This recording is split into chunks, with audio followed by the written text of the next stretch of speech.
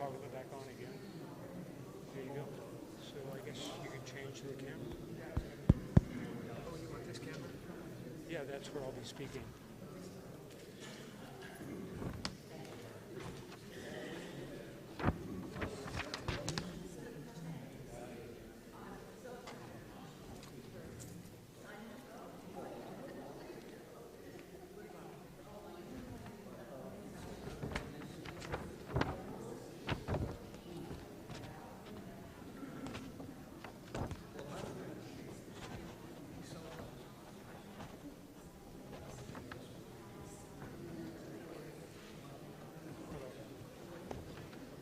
Come on in. If you'll stand here, your applause will take you to your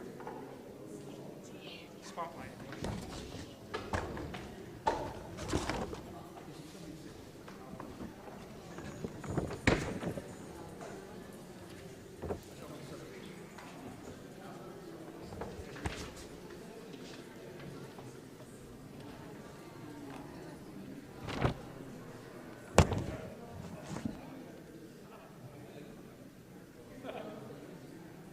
Hello, Music at Noon lovers. Hello, Cap Radio music lovers.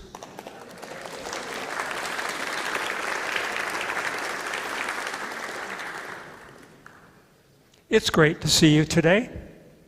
It's great to have such an unusual pair of performers today.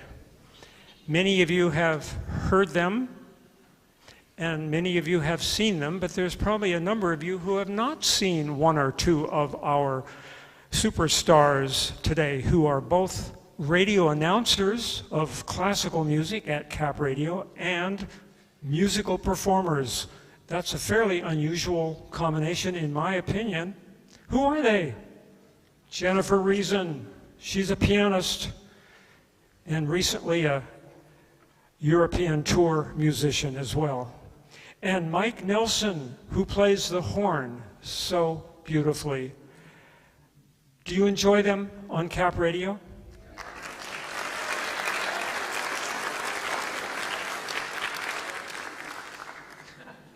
Cap Radio. So I've been listening to their warm-up, and we've had some technical issues for what we're doing this morning. We have one piece that will be played by the computer, but it sounds pretty good on our bows, but it sounds even better when Mike Nelson plays his horn against the backdrop of that media file. And so we've had some technical challenges, but the program has a lot of variety and a lot of power, with solos from Jennifer Reason, some very difficult solos from Jennifer Reason, who has been practicing some of the music you're hearing in Europe, because she just got back a few days ago. Yeah. So that's what we're doing today. If I were to describe what I was hearing today in the rehearsal, I would have said some words that were used for Johannes Brahms music. Majestic, magisterial. And I think you'll get the flavor of that, because the horn occupies this space unlike any instrument I have heard in this space. It's the center and the core of the harmonic content of most orchestral music. And in this room, one of the problems we have is the piano fills the entire room, and other instruments or sometimes singers have a hard time competing with that. Today, I think you'll see a very wonderful marriage of horn and piano. So please welcome our wonderful artists.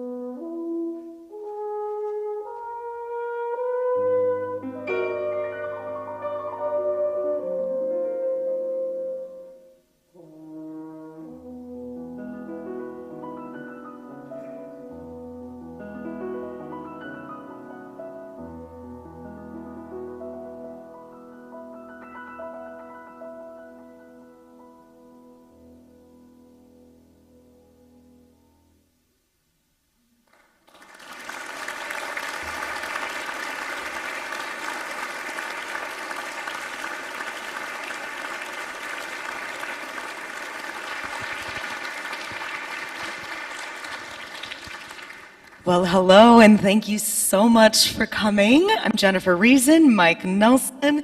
As Bradley was saying, I am just back from Europe. I'm so jet-lagged.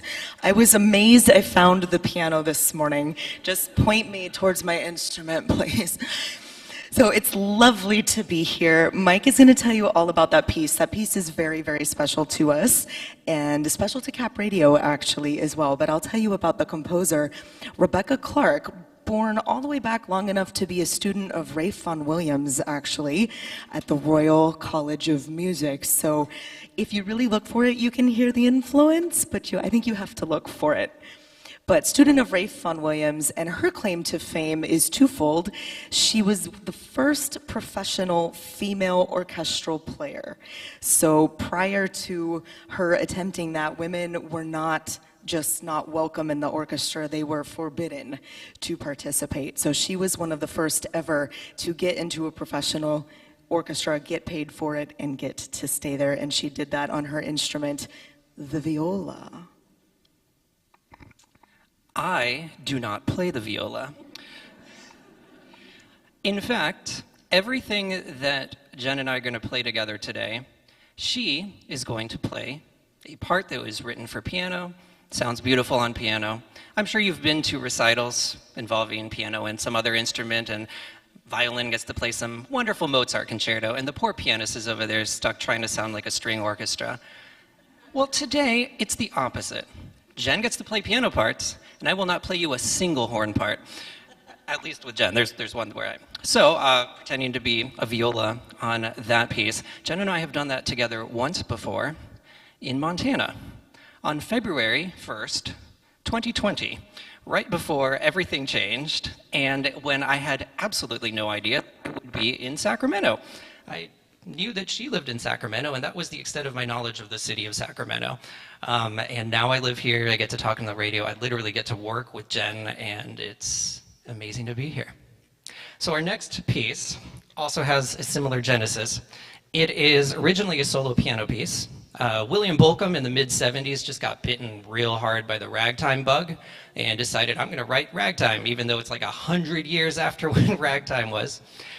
Solo piano. Some violinist must have heard the piece and was like, hi, Will, can you write me something with violin and piano? And he did. And then, at some point, some soprano saxophonist must have heard that and been like, oh, I can pretend to be a violin. That's not the version I heard. Because our mutual friend who plays bassoon heard the saxophone version and was like, ah, yeah, bassoon.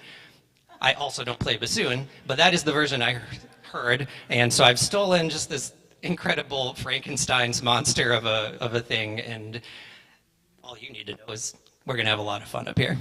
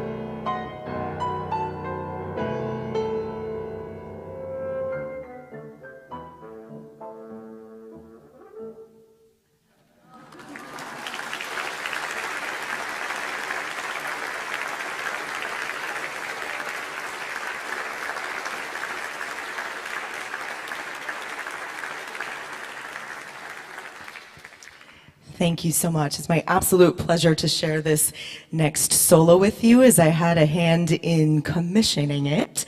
I'm one of, I think, 10 pianists from across the United States who joined in commissioning Kurt Erickson, who lives in San Francisco. He's got lots of global awards to his name and 15 years teaching at CRC, so he's very invested in this community as well. But I took this to Europe and surprised them deeply with it.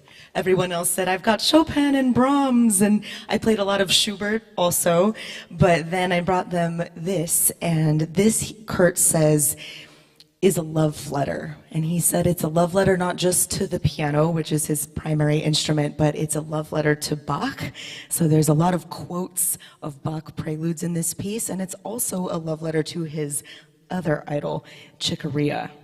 And he wrote this right as Chick Corea had just passed, so it's a bit of an homage to him as well, but there's quotes of Chick Corea solos in there right alongside the Bach preludes. So it was my absolute honor to give the international premiere of this month while I was overseas as part of the Music and More Summerfest. It was incredible. We went up and down the Dalmatian coast, and we had 21 artists from 4 continents, or 21 countries rather, from 4 continents converge, and we all performed together even though half of us didn't speak the same language. We'd never met each other before, but we put together the show in 2 days and off we went, and it was absolutely incredible. World-class artists too. More on that later, but I'm very, very excited to present to you the first movement of Kurt Erickson's brand new piece. The ink is still wet on this, so you're some of the first to hear this. I do hope you enjoy.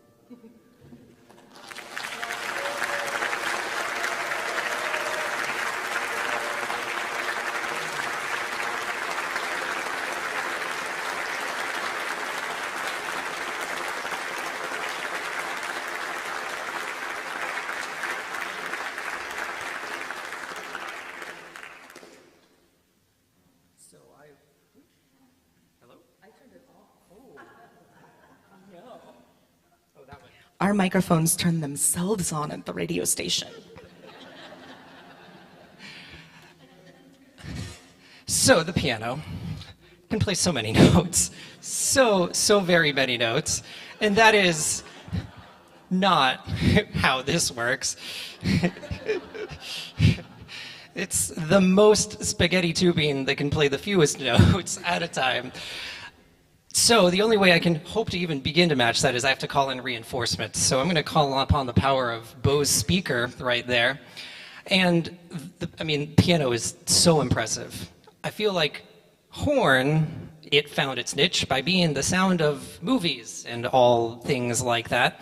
And if you listen to me in the morning, you know I always like to sprinkle in some movie things. And it was the Star Wars soundtrack why I picked horn in the first place, because I want to sound like that.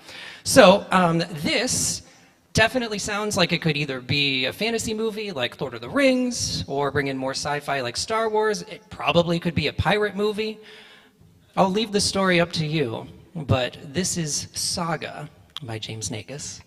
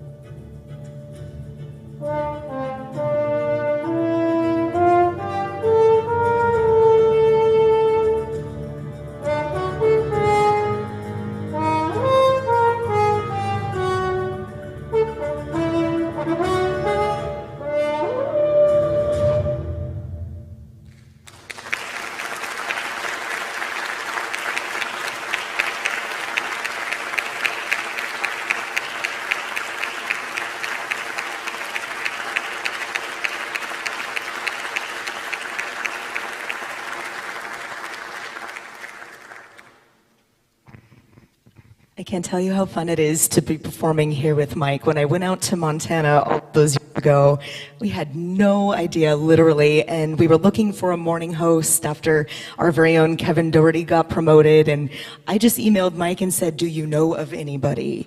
And he said, "Yes, I do."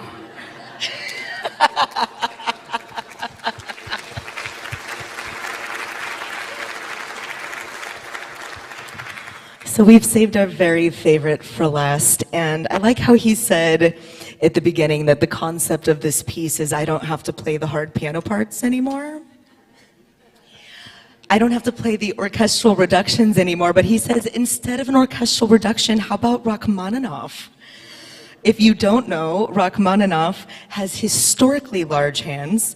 There's only been one NBA player that has a larger hand. That's who wrote this next piece that I get to play.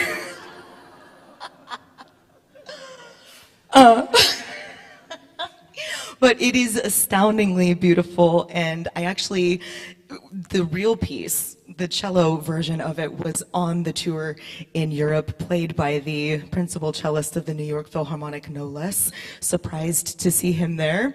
It was incredible, but hearing it on the cello every other day and then hearing it on the horn is capable of bigger, as you might imagine. So this is the Rachmaninoff cello and piano sonata as you've never heard it.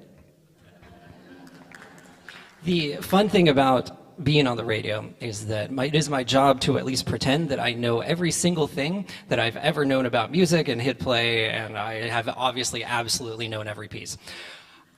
However, I love it when a piece that's new to me that for some reason just never came across my ears happens. And the Rachmaninoff is one of those. I just hit play on it once and was like, oh, this will be fun. And it was. Oh my goodness, is it? And some pieces just, when I hear them, I'm like, I'm stealing that. I have to steal that. So Jen is incredible for learning Rachmaninoff due to basically one intrusive thought that I had in the radio booth once. This will be the third movement and then the first movement. Oh, my goodness. Thank you so much for coming. Yes.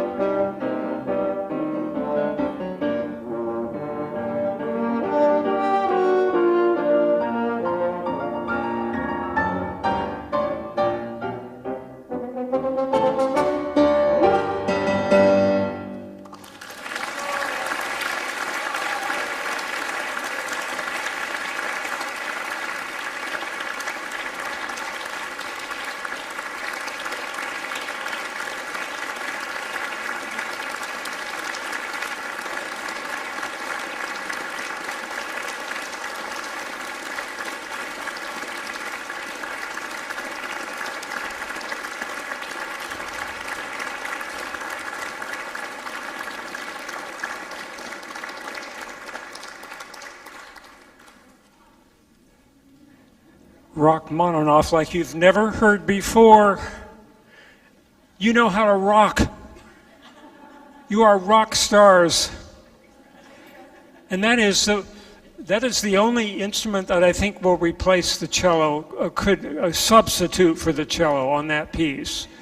And I don't think any other instrument would allow the piano to be opened fully and played fully the way you did. It was a perfect balance in this perfect space. Wow.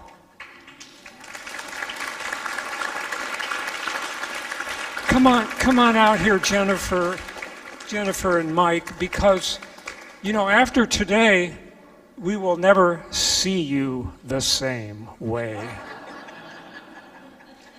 And I think that's good. Because unfortunately, we only get part of you on the radio. We want more. So that means you need to come back soon.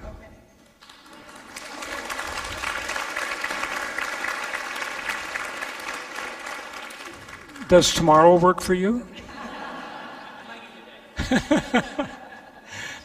Anyway, Jennifer, you had hard music to play, and you just came back from Europe. That's not fair. Your solo was great, and thank you for the little pieces of Bach in there, and a grand piece of music, and it takes a lot of work. You seem to be able to always take on the challenge, no matter what it is, whether you're accompanying or playing solo, and you do it with such dignity and grace. Speaking of which, the ghost rag, that was definitely graceful, and it was very dignified for a ghost, you know. So wonderful to have that sprinkled in the middle of the majestic and very highbrow feeling. The saga that you played, I'm thinking heroic Sibelius at times. Yeah. You covered a lot of emotional, romantic spirit, and you did it all so well. So we want you back, but you know, this is only a hundredth or maybe a thousandth of your fan, right? Let's have the rest of them back next time, okay? Let's fill the house. And we thank you both for giving Music at Noon some airtime. And we know that's why some of you are here, because you heard on the radio. So what else can I say that I haven't said already, other than I'm so grateful for both of you, and it's such a unique experience to have our local classical radio hosts here at Music at Noon together, working together as musicians behind the microphone, not just behind the microphone, but behind the instrument and in the instrument too. So you guys must have a wonderful time at work together also. Thank you so much.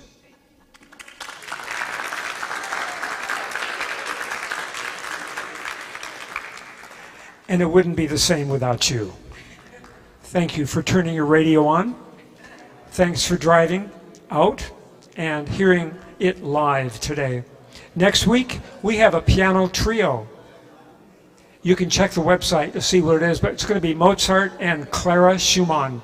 Hope to see you then. Thanks.